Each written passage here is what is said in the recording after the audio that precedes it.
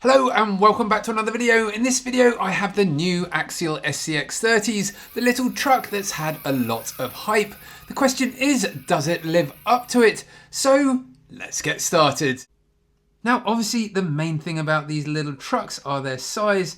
At 1/30th scale they have approximately a 98mm wheelbase and approximately a 56mm track width, so they are incredibly small. Now it's always hard to get a good idea of scale on the camera, so here is a standard stock SCX24 beside it to give you a bit more of an idea, and there you go. From the side it really is quite significantly smaller.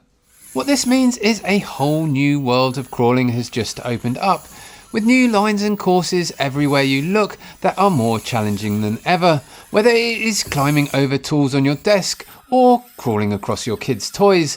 There are new challenges around every corner.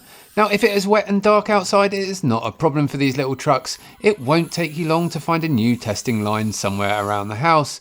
And what more, they are so small they even fit in your pocket, meaning there is literally nowhere these tiny trucks can't go with you without being noticed by the other half. Well, hopefully. There we go.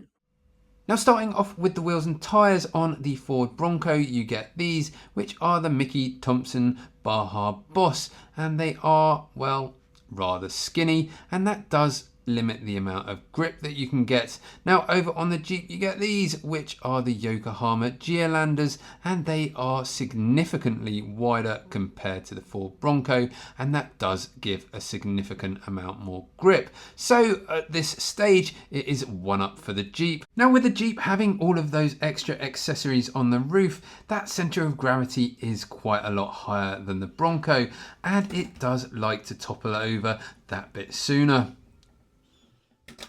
Having said that, I think if you took the Jeep and removed a lot of those components from the roof, it would help it significantly and perhaps even it out a little. Now the trucks come fitted with rear wheels on the back, however you can remove those along with their mounts and replace them with these nice little cover plates, which is a nice little touch again that Axial have included.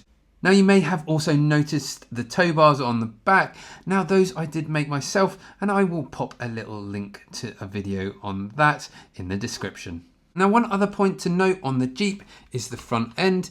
It is quite significantly shorter than that of the Ford, and what that means is it is going to increase our approach angle, so when we're coming up to obstacles it's going to climb a lot easier. Now remove that front bumper and I really think you could be onto a winner. When you get the trucks you also get a small bag of accessories, some of which I've mentioned already. You also get with the Jeep these, which are a second set of wheel arches, which are a slightly sort of pinched in version, which will help if you're going to be running larger wheels and tyres. Now over on the Ford you get a different set. You get some blank sliders, so that's good if you're going to be doing an electric swap, and you also get this little set here, which is a second set of body mounts, and that is going to be good if you're going to be running a different body, perhaps a Lexan body or even a different hard body. Now when you take the bodies off these little trucks, it really is quite impressive.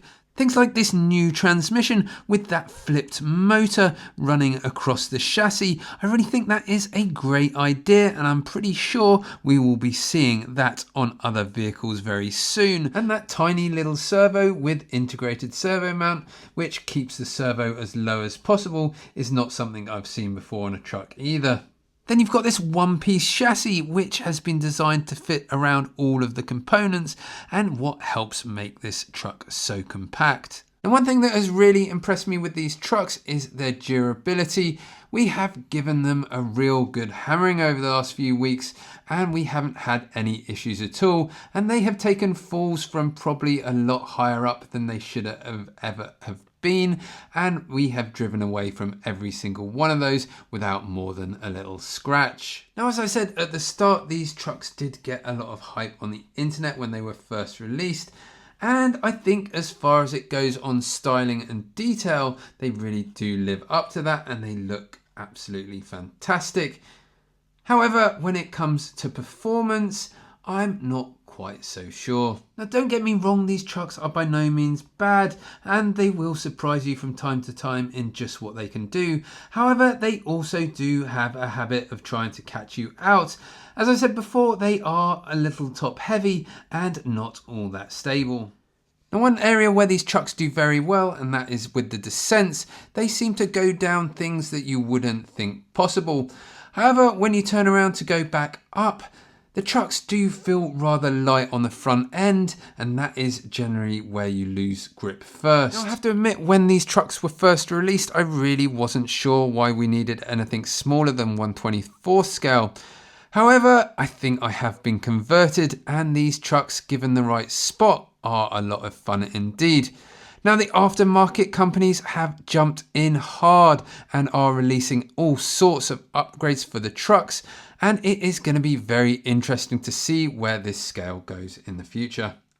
Now, to make these videos, I do have to invest a lot of time and money. So if you have enjoyed this video, please hit that like button down below.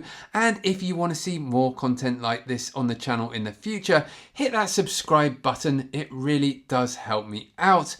But in the meantime, I'm going to leave you with some footage from the last few weeks of driving these little trucks. So enjoy, and I will see you in the next one.